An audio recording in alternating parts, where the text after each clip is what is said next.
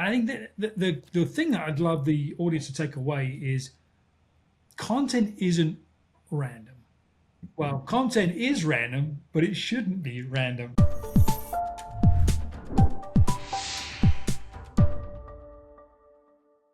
When we look at our posts, you look at people's posts and emails and all of the things, it's just stuff. Some people focus on more how-tos. Some people focus more on the sales kind of content. The truth is there's no method, there's no process. And what you've just described is a very strategic way to think about the buyer's journey and aligning content with that journey. Yes. So what if you get to the what content and they've raised their hand, they've said, yeah, tell me more, I want a quote, but they don't buy it. Okay, great. Awesome. Awesome. Because here's what it says. Okay? Y'all ready for this one? Bring it on. Let's say you get to what content, someone says yes, they give you some information and you start the process of the sales process with them and they choose not to buy. Okay? Typically, that's because one, either you did not show them the value enough in what you're doing, or two, they don't trust you enough yet. So sometimes I may be in enough pain that I might say, yeah, I'm interested, and then realize, and in either one of those cases, where you need to send them back to is your content. This is now, and we've talked about this in other episodes, the difference between rented and owned traffic. Once they get the trust and they've raised their hand and they give you their email address, now you have a way to contact them directly and you don't have to wait on anyone else's network. Now is when you have the conversations with them, you hear the questions that they're asking, they said no, they're not ready yet, or whatever their reason is. That's when now, and going back to even what we talked about AI, you can take all of this data from sales calls and say, okay, if people are saying these things, what kind of content should we give them next?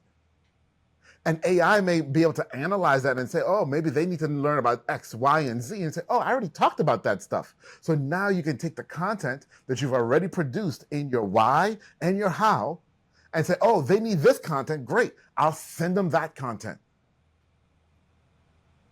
And this is how you build an entire content ecosystem. Excellent. So analyze, understand. No is so often not right now or not yet. And if it's a not yet, you go back through, right? You build on the why, you build on the how. And if they volunteer again, they're closer to the yes, right? Yeah. So I like that. So with the content, the different stages of the content, should some of it be more video content? Should it be more written content? Should it be white papers? Or how do we know what type of content to produce for each stage? Yeah, that's a great question.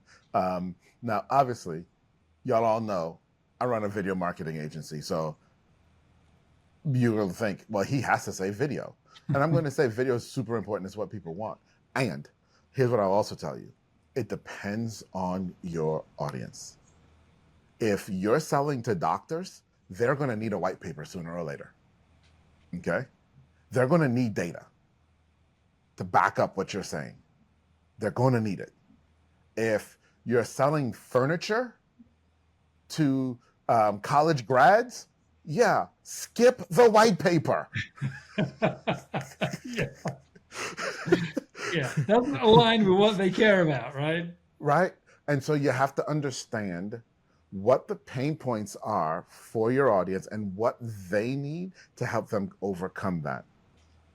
Right? And so for that college grad, if you know your audience are college grads who are going to graduate, but they were frat people and they're going to want to throw parties, then yes, an image of this couch that you're selling in an apartment with people having a good time works just as well as a video.